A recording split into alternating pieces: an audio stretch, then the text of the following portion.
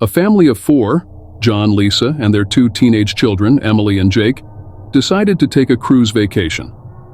They had been looking forward to this trip for months, eager to enjoy the luxury of the ship and the beautiful ocean views. The first few days were everything they had hoped for. They explored the ship, swam in the pool, and dined on delicious food. One evening, as the sun set and the ship sailed through thickening fog, an eerie silence settled over the vessel. The fog seemed to roll in from nowhere, enveloping the ship in a dense, impenetrable mist. The lights on the ship began to flicker, casting strange shadows on the deck. John and Lisa were on the deck, trying to take in the mysterious fog. They noticed an unusual shape emerging from the mist, a large, dark vessel that seemed to appear out of nowhere. It was an old ship, its wooden hull covered in rust, and its sails tattered and torn. The ship moved silently through the fog, its presence sending shivers down their spines. Emily and Jake joined their parents on the deck. Emily, always curious, peered over the rail and gasped. "Is that a ship?" she asked, pointing at the ghostly apparition. Jake, trying to joke away the fear, said, "It looks like something out of a movie." But his voice wavered, betraying his anxiety. As the ghost ship drew closer, the family saw ghostly figures moving around on the deck. The figures were dressed in old-fashioned clothing, their faces pale and expressionless. They seemed to be moving in slow motion, their movements eerie and unnatural. Lisa grabbed John's arm. "We need to tell the crew," she said urgently. John nodded, and they rushed to find a crew member. However, when they reached the bridge, the crew was calm and dismissive. "Don't worry," the captain said with a reassuring smile. "It's just a trick of the fog. Sometimes it plays tricks on the eyes." Despite the captain's calm demeanor, the family remained uneasy. They returned to the deck and watched as the ghost ship continued to approach. The ghostly crew seemed to be reaching out, their arms stretched towards the family. The whispers of their voices could be heard, but the words were indistinguishable, filled with sadness and longing. Emily clung to her mother, tears in her eyes. "Mom, what are they saying?" Lisa hugged her tightly. "I don't know, sweetie, just stay close." Suddenly, the ghost ship's crew began to move in unison, as if performing a haunting ritual. The fog grew thicker, and the temperature dropped. The family huddled together, their breaths visible in the cold air. Then, as abruptly as it had appeared, the ghost ship started to drift away. The fog swallowed it up, and the eerie crew vanished into the mist. The lights on the family's ship returned to normal, and the flickering stopped. The fog began to lift, and the night seemed to return to its usual calm. The family was left shaken, trying to make sense of what they had witnessed. They returned to their cabin, unable to shake the images of the ghostly figures and the sorrowful whispers from their minds. Despite their attempts to enjoy the remainder of the vacation, the sight of the ghost ship haunted their thoughts.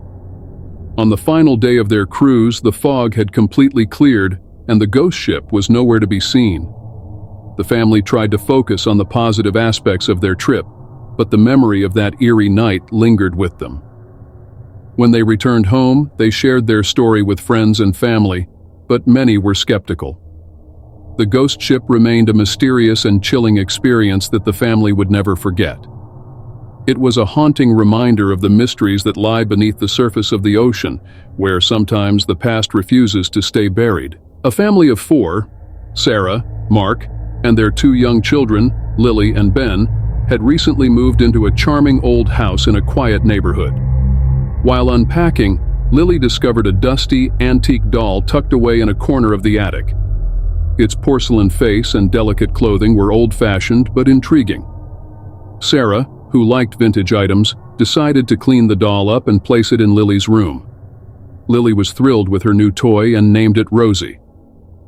The doll seemed to have a strange, unsettling presence, but the family tried to ignore their unease.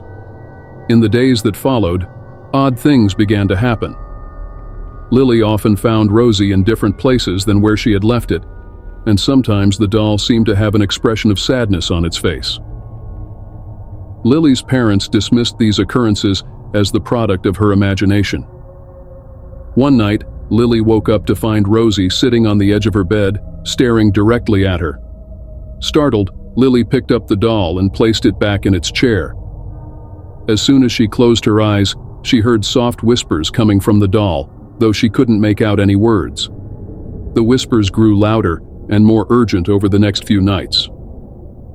Lily became frightened and confided in her parents. Sarah and Mark decided to move Rosie to a shelf in the attic, hoping to rid the house of the unsettling presence. But the strange events only intensified. Doors creaked open on their own, and the family began hearing faint, mournful cries in the middle of the night. Sarah noticed that the attic door was frequently ajar, despite being firmly closed earlier. The family's sleep was disturbed by nightmares, and they began to feel an oppressive atmosphere in the house. One evening, Mark decided to investigate the doll's origin. He searched through old records and found that Rosie had been part of a family estate sale. The previous owner, a young girl named Emily, had died tragically in a fire many years ago. Rosie was said to be her favorite doll. Determined to put an end to the disturbances, Sarah and Mark decided to return the doll to the estate where they had bought it. They wrapped Rosie carefully and drove to the estate, which had been abandoned for years. They placed the doll on the doorstep, hoping it would bring peace to its former home. That night, the family slept soundly for the first time in weeks. The oppressive atmosphere lifted, and the strange occurrences ceased.